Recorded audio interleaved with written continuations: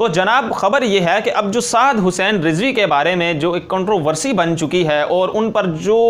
इल्ज़ामात की बौछार की गई है पीर अफजल कादरी की जानिब से, और अब तक जो दिलचस्प चीज़ इसमें आई है और जो ये एक नया मोड़ इख्तियार किया है,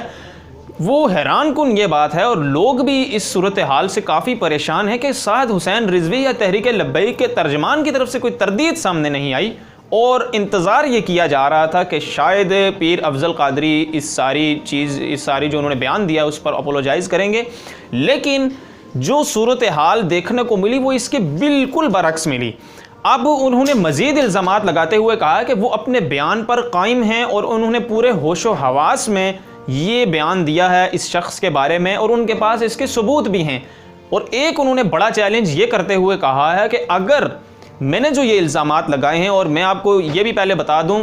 जो उन्होंने इल्ज़ामात लगाए हैं वो मस्जिद में लगाए हैं और दौरान जुम्मा के जो बयान होता है ग़ालिबन उसमें उन्होंने ये सारे इल्ज़ामात लगाए हैं। उन्होंने कहा है कि अगर तो मैंने ये झूठ बोला हो और अगर मैंने ये इल्ज़ामात गलत लगाए हों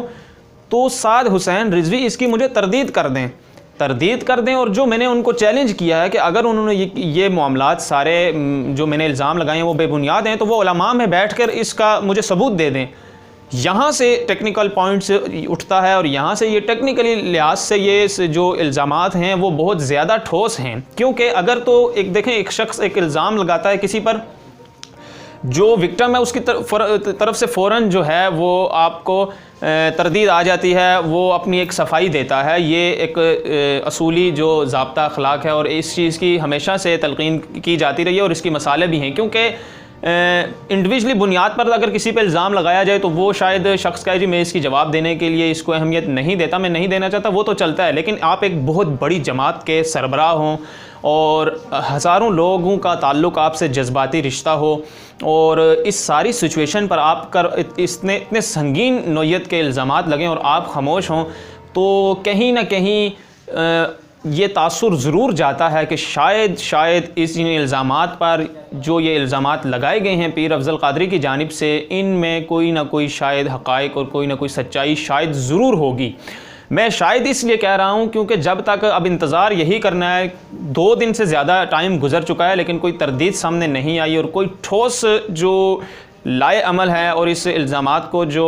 कंडम करने के लिए जो चीज़ें थी वो कोई चीज़ ऐसी देखने को नहीं मिली। लेकिन इस सारी सूरत हाल में इंडिया बड़े करीब से, इंडियन मीडिया और इंडिया की जो टॉप की लीडरशिप है वो बहुत ज़्यादा करीब से देख रही थी इस सारी सिचुएशन को। ये मुझे कल मेरे पास आया हुआ, मैंने कहा मैं आपके साथ भी शेयर करूँ।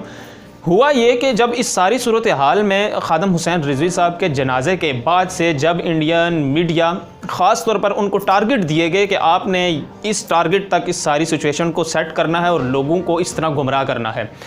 वो नज़रें जमाए हुए हैं। उन्होंने पहले तो ख़ादम रिजवी साहब के जनाजे को बहुत बुरी तरह रंग दिया और एक बिल्कुल ही आउट ऑफ कॉन्टेक्स्ट रंग दिया और कहा कि ये एक सियासी इज्तिमा था, ये इमरान के ख़िलाफ़ एक बगावत के ऐलान था। फ़ौज के सरबराहान के नाम लेते रहे इंडियन मीडिया और उन्होंने कहा कि ये हुजूम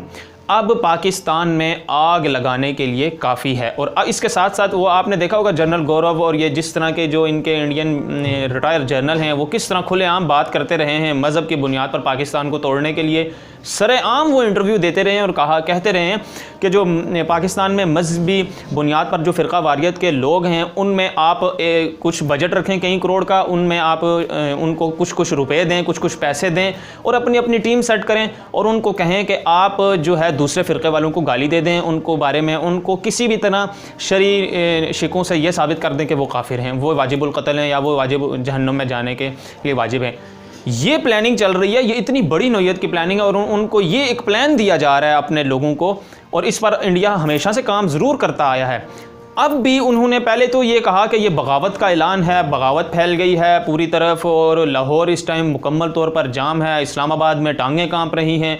वही जो उनके गद्दारों का जो उनके हमायतियों का पाकिस्तान में बयान आता रहा है, यही एग्जैक्टली इंडियन मीडिया के अल्फाज हैं। मैं आपको आगे चल के ज़रूर सुनवाऊँगा, वो क्लिप भी आपको सुनवाता हूँ, लेकिन उससे पहले मैं आपको बता दूँ कि इसको कवर किस तरह किया है। अब पैगाम ये दिए जा रहे हैं इंडियन मीडिया की तरफ से और कुछ लोगों की तरफ से भारत की जानिब से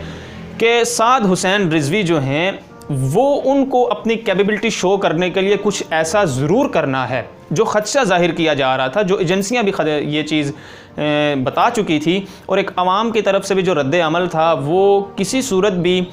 मस्बत नहीं देखने को मिला। वो ये था कि भारतीय मीडिया अब ये कह रहा है कि साद हुसैन रिजवी को अगर अपनी कैपेबिलिटी शो करनी है, अपनी अगर एक जो फेस वैल्यू है लोगों में वो बिठानी है, वो घर करनी है, तो इनको कुछ ऐसा ज़रूर करना पड़ेगा जो माहौल को, चीज़ों को इंतशार की तरफ लेकर जाए। अब ये देखें, ये बड़ा वाज़िया पैगाम है साद हुसैन रिजवी को भारतीय मीडिया की जानिब से। वो मैं क्लिप आपको सुनाता हूँ आगे चल के। ये अब जो खदशा जाहिर किया जा रहा था, देखें अब खादम हुसैन रिजवी साहब थे, वो इस दुनिया से रुखसत में, अल्लाह ताला उन्हें जन्नतुल फिरदौस में जगह अता फरमाए। उसके बाद ये जो गैप आया है इस जमात में और इसके जो मंशूर पर बहुत बड़ा एक सवालिया निशान ज़रूर उठा है। जलालुद्दीन जो हैं शर्क़ी, वो जो लाहौर के तहरीक लब्बैक के जमात के साथ थे, उन्होंने जब पार्टी छोड़ी उसके बाद आज उनके भी बयान मुखालिफ आए हैं। साद हुसैन रिजवी के पीर अफजल कादरी जो अब भी तहरीक लब्बैक का हिस्सा हैं, उनके बयान इनके ख़िलाफ़ आए हैं। दीगर लोगों के जो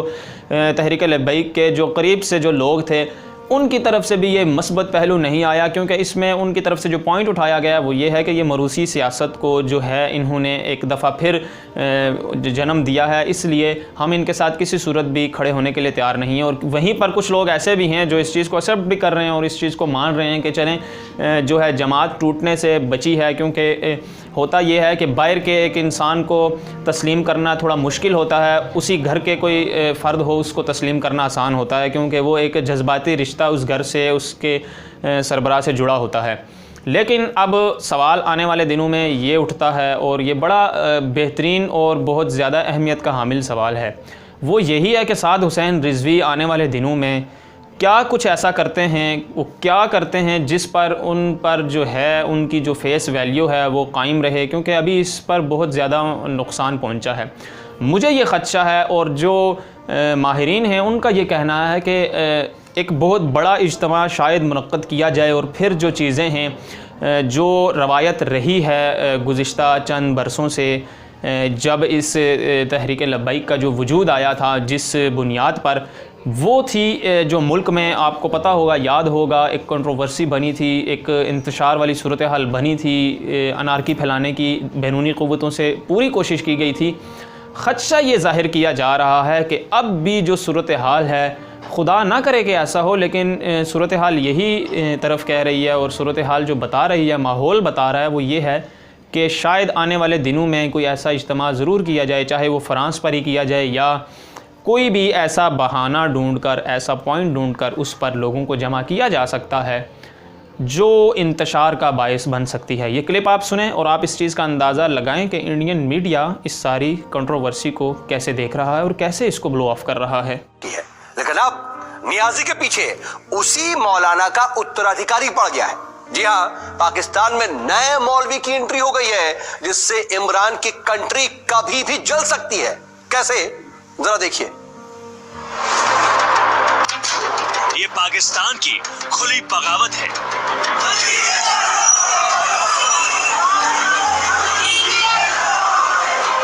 ये भीड़ नहीं, इमरान की शामत है। सड़कों पर सैलाब आया, इस भीड़ से बाजवा घबराया। पाकिस्तान को जलाएगी भीड़, इमरान को औकात दिखाएगी भीड़।